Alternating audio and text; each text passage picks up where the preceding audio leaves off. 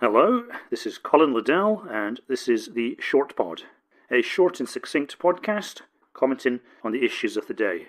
And today it is the 7th of May, 2019. Now, I've just seen a news story that reported that the United States is sending a large aircraft carrier strike force to the Gulf area to threaten and intimidate Iran. Here's a story on it from SputnikNews.com. Quote, U.S. National Security Advisor John Bolton said on Sunday that the United States is deploying a carrier strike group and a bomber task force to the Middle Eastern region to send a clear message to Iran that any attack on Washington's interests or its allies will be met with an unrelenting force. John Bolton also stressed that Washington is not seeking war with Iran, but ready to respond to any attack from Iran. In response to a number of troubling and escalatory indications and warnings, the United States is deploying the USS Abraham Lincoln Carrier Strike Group and a bomber task force to the U.S. Central Command region to send a clear and unmistakable message to the Iranian regime that any attack on United States interests or on those of our allies will be met with unrelenting force, the statement said. Wow, so America is definitely not pulling its punches there. So it must be really great to be a US ally, knowing that America will entirely back you up with the full weight of its military might and bomb any country that dares mess with you back into the Stone Age. And of course, it's all justified on an entirely moral basis of protecting your vital interests and defending your oh-so-precious allies. And this is exactly how the neocons who now run Trump's foreign policy are going to sell it to his retarded boomer base. Now, I say retarded boomer base advisedly because boomers are at least old enough to remember 1982.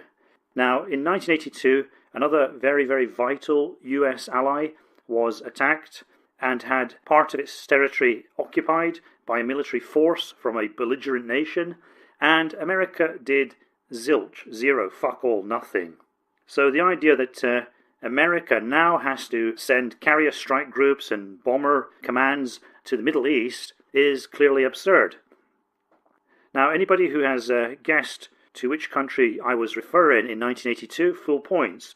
But to those who haven't guessed, it was a little-known country called the United Kingdom of Great Britain and Northern Ireland. Now, Britain and the United States, perhaps you couldn't find two countries that have been more allied. They were allied in World War I, they were allied in World War II. The British also sent troops to help the Americans in the Korean War. The British also signed up for America's military adventures against Saddam Hussein in the Middle East, and of course Afghanistan. So Britain and America have been probably more allied than any other two countries, and they share a lot of vital interests, and they tend to work as a team. But in 1982, when Argentina decided to attack and occupy the Falkland Islands, a small British territory in the South Atlantic, inhabited by British people speaking English, America was conspicuous by its absence.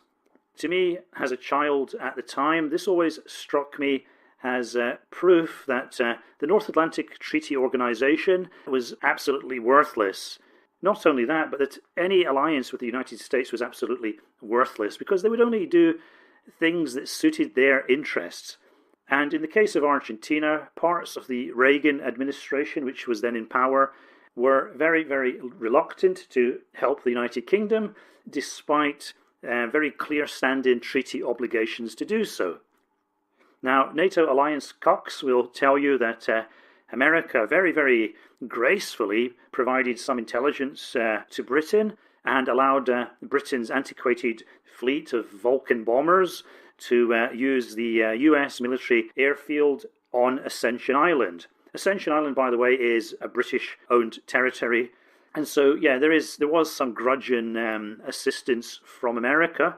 But, Britain and America have been in this very, very deep military alliance And this was an actual attack on British territory by a belligerent nation, and still America provided no actual military support, forcing the United Kingdom to gather together a task force of its own, using rather small aircraft carriers that were not perfectly suited to the task in hand.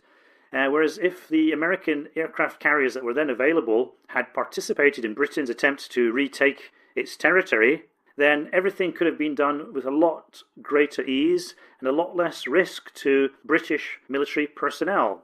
As it was, the British faced some serious risks and dangers going into the Falkland Islands. The British ships landing on the Falkland Islands were attacked by the Argentinian Air Force.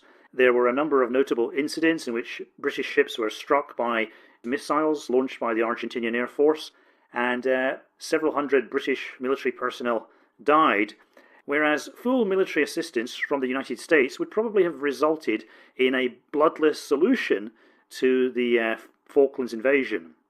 So the several hundred British servicemen who died in that operation, as well as the many Argentinians who also perished, their deaths can be laid at the foot of America and its reluctance to fulfill its treaty obligations to a very, very close ally.